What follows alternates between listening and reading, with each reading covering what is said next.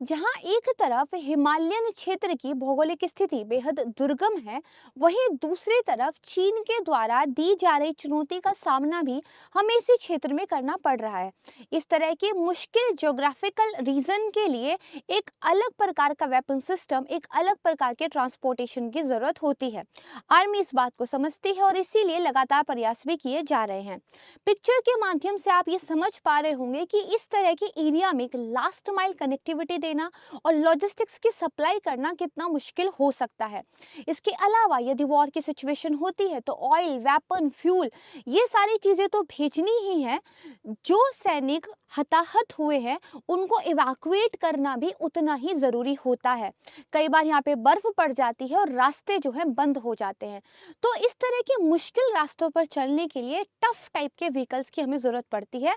और हाल ही में आर्मी ने 300 इस तरह के एटीवी को बाय करने का एक प्रपोजल रखा है। आज की वीडियो में हम इसी के बारे में समझेंगे। नमस्कार दोस्तों, मेरा नाम है Prachi. Super coaching IAS boy text book में मैं आप लोगों का बेहद स्वागत करती हूँ। पिक्चर के माध्यम से ये बात तो समझ में आती है कि किस तरह की चुनौतियों का सामना सेना के द्वारा किया जा रहा है। इसीलिए सेना धीरे धीरे अपनी क्षमताओं को अपग्रेड कर रही है।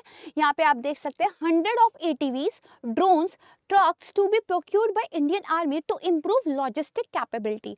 अगर हमें अपनी कॉम्बैक्ट पावर को स्ट्रॉन्ग करना है तो लॉजिस्टिक सप्लाई चेन जितनी ज़्यादा मजबूत होगी उतना ही बेहतर होगा।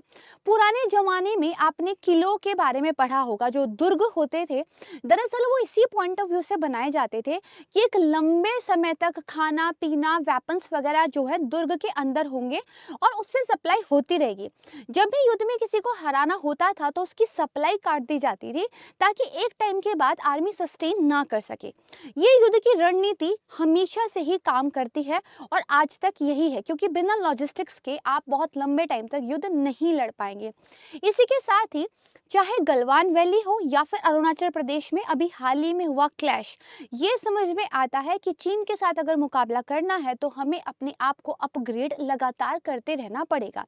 इसके लिए देखिए, आर्मी के द्वारा लंबी दूरी के रॉकेट, स्वान ड्रोन सिस्टम, आर्टिलरी गन्स, दूर से संचालित होने वाली हवाई प्रणाली, हाईली मोबिलिटी प्रोडक्ट व्हीकल्स, इन सब पर जो है काम किया जा रहा है ताकि यदि भविष्य में पर्वतीय युद्ध का सामना हमें करना पड़े या अपनी पैदल सेना को हमें लॉजिस्टिक्स की सप्लाई करनी पड़े तो हम इसमें हार ना माने। यहाँ पर हमारा जो है एक अपर हैंड होना चाहिए।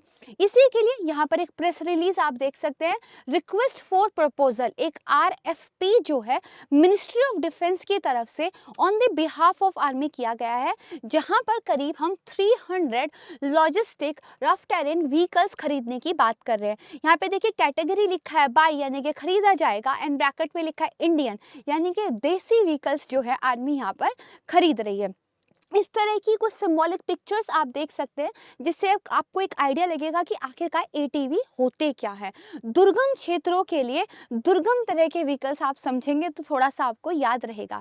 यहाँ पर आप देखिए कि पूरी स्पेसिफिकेशन दी गई है, जैसे वारंटी पीरियड के बारे में बात की गई है। लास्ट डेट जो है बिड के लिए वो 5 जनवरी 2023 रखी गई है। आर्मी ने एक्चुअली बोली लगाने के लिए अपना प्रस्ताव दे दिया है और अभी जो है यहाँ पर एक डेट दे दी गई है। अगर बिड सबमिशन की बात करें तो लास्ट डेट है 16 जनवरी 2023। इसके बाद यहाँ पर देखिए जो पूरा का पूरा प्रपोजल तैयार किया गया है आर्मी की तरफ से, इसमें कॉन्फिडेंशियलिटी ऑफ इंफॉर्मेशन का क्लॉज भी है, जो कि जनरली हर बार ही होता है, जनरली क्या 100% टाइम ही होता है, जहाँ पे ये लिखा हुआ है कि no party shall disclose any information to the third party. यानी कि जो भी बेसिकली बिड जीतेगा और फाइनली इन व्हीकल्स की सप्लाई जो है आर्मी को करेगा, वहाँ से किसी भी तरह की इंफॉर्मेशन थर्ड पार्टी को नहीं जानी चाहिए। और यहाँ पर बेसिकली जो कंसल्टेंट, एडवाइजर और एम्प्लॉयज होते हैं उन सबको भी जो है माना जाता है इसके अंदर शामिल। अब एटीवीज की अगर बात करें तो देखिए 1970 के दशक में अमेरिका में जो है इन पर काम होना शुरू हुआ था, लेकिन आश्चर्य की बात यह है कि तब इनका मिलिट्री पर्पस नहीं था। किसी राइडर को एक आप कह सकते हैं रोमांचकारी यात्रा का अनुभव देने के लिए इनको बनाया गया था और उसी पर्पस के लिए मार्केट भी इनको जो है किया गया था। लेकिन धीरे धीरे ये बात सामने आई कि इस तरह की जो हैवी मशीन्स होती हैं इनकी बहुत सारी एप्लीकेशंस हैं और समय के साथ इनकी मिलिट्री एप्लीकेशंस बाकी सारी चीज़ों पर भारी पड़ गई। हालांकि एग्रीकल्चर में हो, स्पोर्ट्स में हो, एटीवी यूज़ होते हैं और एग्रीकल्चर एटीवी में तो भारत का एक अच्छा खासा मार्केट जो है 2027 तक बन भी सकता है।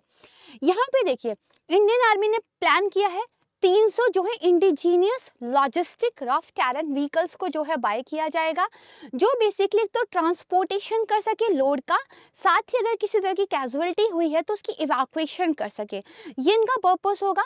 एरिया जहाँ पे ये ऑपरेट करेंगे वो मीडियम टू हाई एल्टीट्यूड होगा। यहाँ पे बेसिकली ये बताया गया है कि हम फास्ट ट्रैक प्रोसीजर के द्वारा जो है इनको बाय करेंगे।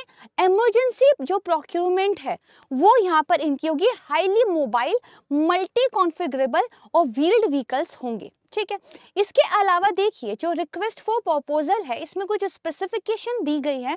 जैसे ये बताया गया है कि इनको हेलीकॉप्टर से ट्रांसपोर्ट किया जा सके, ये क्षमता होनी चाहिए।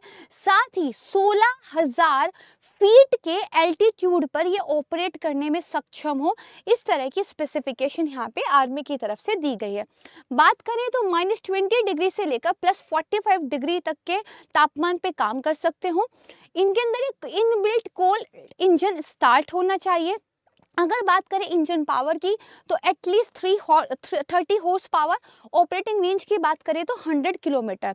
इनको डिप्लॉय कहाँ किया जाएगा, तो इनका जो एक मेन हमने आप कह सकते हैं उद्देश्य रखा है वो लद्दाख में जो है इनको डिप्लॉय करने का उद्देश्य रखा है, ईस्टर्न सेक्टर में भी।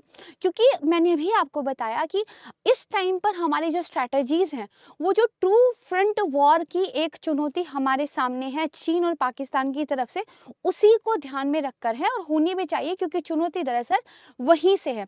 आर्मी ने ये भी कहा है जैसे ही कॉन्ट्रैक्ट फाइनल होता है उसके 12 महीनों के अंदर अंदर डिलीवरी देनी होगी। इसीलिए देखिए इमरजेंसी प्रोविजन के तहत यहाँ पर इनको बाय किया जा रहा है। अब मैंने आपको ये जो ऑल ट्रेन व्हीकल्स होते हैं एटीवीज, इनके बारे में बताया था कि ऑलमोस्ट ऑल सेक्टर्स में जो है इनका यूज होता है। तो अगर इंडिजीनियसली हम किसी टेक्नोलॉजी को बना लेते हैं, किसी मशीन को हम बना लेते हैं जिसको आर्मी के द्वारा प्रोक्योर किया जाता है, कल को उसकी मल्टीपल एप्लीकेशन इंडस्ट्रीज के पास भी जाएंगी एंड देन इंडस्ट्रीज उस तरह के एटीवीज बना पाएंगे जिनको हम सिविल पर्पस में यूज कर सकते हैं। ये देखिए एग्जाम्पल है बहुत बेहतरीन कि अगर आप स्वदेशी तकनीकों पर काम करते हैं तो वो बेसिकली फिल्टर आउट होके आपके पूरे देश के अंदर कहीं ना कहीं फायदा करता है। तो आप देखेंगे मैंने हाईलाइट किया हुआ है एग्रीकल्चर को, स्पोर्ट्स में, एंटरटेनमेंट में, डिफेंस में, इंफ्रास्ट्रक्चर कंस्ट्रक्शन में, हैवी लोड ट्रांसपोर्टेशन में, सब जगह पर जो है इन एटीवीज की एप्लीकेशंस होती है।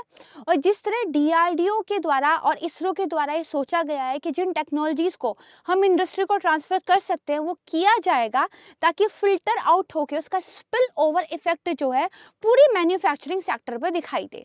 तो यहाँ पे ये बहुत बेहतर है। इसके अलावा एक रिपोर्ट आई थी India all terrain vehicle market by product type, जिसमें टाइप्स बताए गए थे, ठीक है, बाय रीजन बताया गया था एंड इसकी जो है कंपटीशन फोरकास्ट एंड अपॉर्चुनिटीज जो फाइनेंशियल ईयर 2027 होगा उसके लिए। इस रिपोर्ट में बताया गया था कि इंडिया में एक सस्टेन्ड मार्केट जो है इन एटीवीज का रहेगा, राइट। इसके बाद देखिए थोड़ा सा हम ये देखते हैं कि जो एटीवीज हैं उनका एग्रीकल्चर में देखिए काफ़ी बेहतर यूज़ होता है। अगर हमारी हिमालयन जैसी भौगोलिक स्थिति पे सीमाओं के सामने इतनी चुनौती है तो वहाँ जो लोग खेती करते हैं या फिर टिम्बर को लेके जो काम करता है उनके सामने भी चुनौतियाँ हैं। तो इस तरह की चीज़ें देखिए कल को उनको भी जो है हेल्प आउट करेंगी। इसके अलावा पेस्टिसाइड्स वगैरह के छिड़काव के लिए भी इस तरह के एटीवीज को यूज़ किया जाता है। तो मुझे उम्मीद है ये टॉपिक आपको समझ में आया होगा और इसी के साथ ही आप अपनी यूपीएससी की प्रिपरेशन को अच्छे तरीके से करने के लिए सुपर कोचिंग प्लेटफॉर्म के साथ जुड़ सकते हैं, जहाँ पर सुपर टीचर्स के द्वारा आपको पढ़ाया जाता है।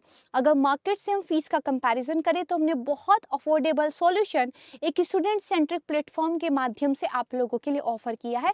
इसको आप ज्वाइन कर सकते हैं। अगर आप मेरा faculty code that is Prachi C use करते हैं तो आपको फी पर एडिशनल डिस्काउंट मिलता है। मैं जल्द मिलूंगी आपको एक नई वीडियो के साथ। तब तक के लिए आप सभी को नमस्कार। खुश रहिए, स्वस्थ रहिए, सुरक्षित रहिए। धन्यवाद। जय हिंद।